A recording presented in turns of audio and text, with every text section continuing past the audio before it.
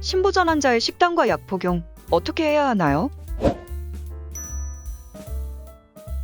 가톨릭 의대 은평성모병원 신장내과 최범순입니다. 이게 참 저희가 만성 코밥병 환자들을 보면서 굉장히 괴로운 게 하나가 이런 식단에 관련된 겁니다. 저도 외래를 보고 되면 환자들이 와서 신장에 좋은 음식이 무엇인가요? 많이 여쭤보시는데 신장에 좋은 음식은 사실은 없습니다. 주의해야 할 음식만 굉장히 많기 때문에 저희가 환자들을 교육하게 되면 뭐 먹지 마라 주의해라 이런 말밖에 못해서 저희도 상당히 좀 괴롭습니다. 일단은 만성 꽃밥병 병기가 1, 2, 3단계 있으신 분들은 제일 중요한 거는 저염식을 하는 겁니다. 그래서 저염식을 해서 혈압을 유지시켜 주게 되면은 혈압도 조절될 뿐만 아니라 단백뇨도 줄여두기 때문에 일단은 모든 만성 꽃밥병 환자는 저염식이 굉장히 중요한 식단 중에 하나입니다.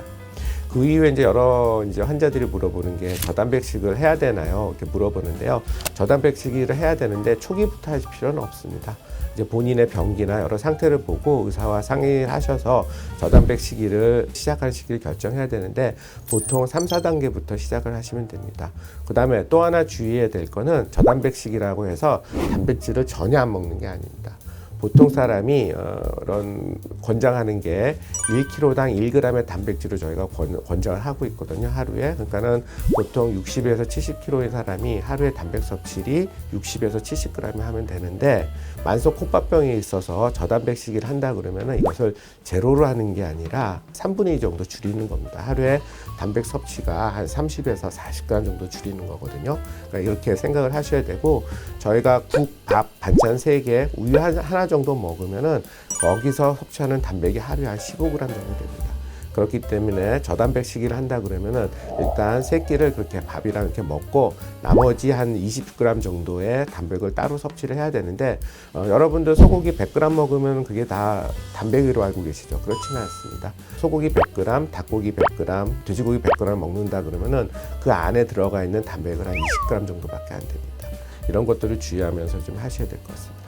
또 하나 시기에 대해서 저희가 말씀드린 것 중에 하나가 저희가 당뇨 환자들도 많이 보게 되는데 왜냐하면 당뇨 때문에 콩팥 기능이 많이 떨어지기 때문에 저희 많이 보게 되는데 당뇨 조절을 하기 위해서는 흰쌀밥을 먹지 말고 잡곡밥을 먹으라고 많이 얘기를 하시거든요.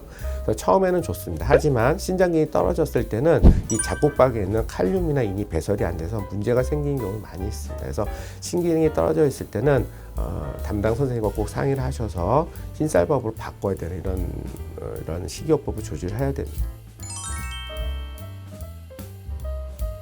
만성코페인 주의해야 될 중에 하나가 약재를 좀 조심해야 됩니다. 우리가 먹는 모든 약재는 대사가 우리 몸에서는 간이나 신장에서 일어나게 됩니다. 그렇기 때문에 신장 기능이 떨어져 있을 경우에는 우리가 먹는 약이 대사가 안 되고 우리 몸에 쌓일 수가 있습니다. 그렇게 되면은 약에 대한 부작용들이 더 많이 생길 수가 있기 때문에 각종 약재를 먹을 때는 약재 용량을 조절해야 되는지 피해야 될지를 먼저 선생님과 상의해서 하시는 게 좋을 것 같고요.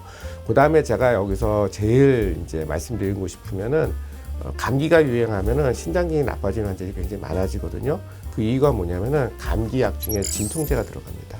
진통제가 해열 진통 효과가 있어서 감기에는 증상을 완화시키는 효과를 하지만은 이런 해열 진통제 자체가 신독성이 있습니다. 그렇기 때문에 신장이 나쁜 환자들, 만성 콧밥병 3, 4, 5기 환자들 같은 경우에는 약을 갖다 새로 추가할 때 담당 선생님한테 꼭 본인의 신장 기능이 어떤지를 얘기하고 용량과 종류를 정해야 되고 신독성의 약제가 여러 가지가 있지만은 진통제 먹는 거를 조금은 조심해서 드시는 게 꼭 필요할 것 같습니다.